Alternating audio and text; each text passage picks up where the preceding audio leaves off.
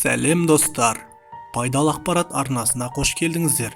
Бүгінгі тақырып оңтүстік Америкадағы Мачу-Пикчу қаласы туралы болмақ. Ендеше бастайық. Мачу-Пикчу кичуа тілінен аударғанда ескі шың деген мағынаны береді.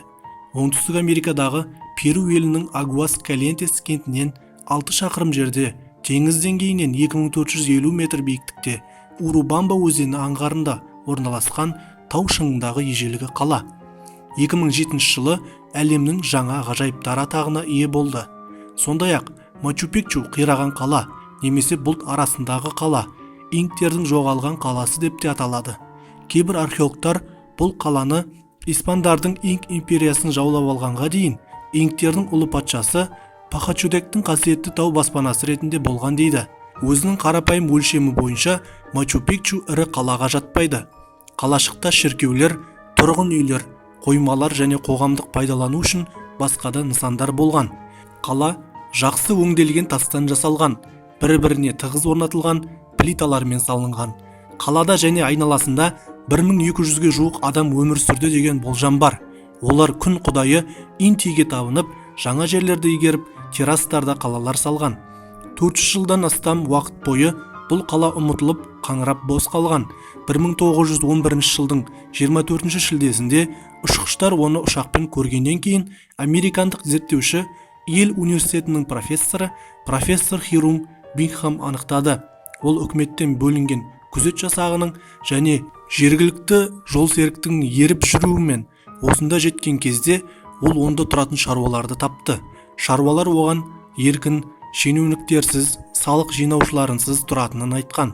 Мачу-Пикчу қаласының өте айқын құрылымы бар. Оңтүстік шығыс бөлігінде сарай ғимараттарының кешені орналасқан. Оларды жасаған тастар соншалықты мұқият өңделген. Олар бәлкім әйгілі адамдарға арналған үй ретінде қолданылуы мүмкін. Қаланың батыс бөлігінде құрбандық шалатын ғибадат орны бар. Қаладағы тұрғын үйлер 2 қабаттан тұрады.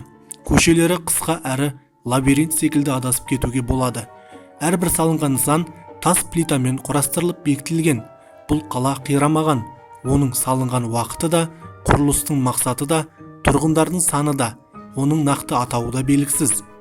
Йель университетінің американдық зерттеушілері Ричард Бюргер және Люси Салазар 16 ғасырдың испан хроникасы материалдарына сүйене отырып, бұл қала инк патшасы Пахачудектің қысқы резиденциясы болды деген болжам жасаған.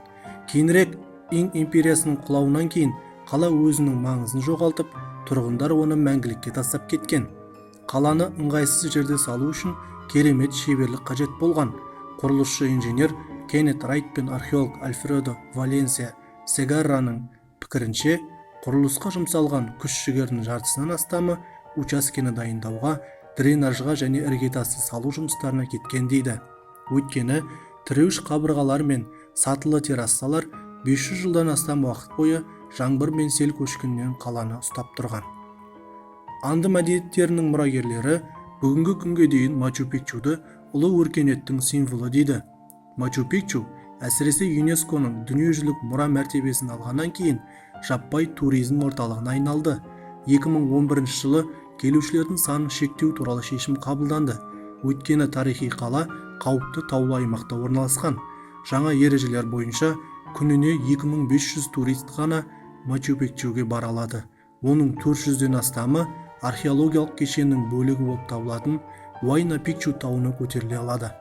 ЮНЕСКО ескерткішті сақтау мақсатында туристер санын күніне 800-ге дейін қысқартуды талап етуде. Туризмді қолдау үшін Олянтайтамбо арқылы Кускодан көрші Агуаскалиентес қаласына дейін темір жол салынған.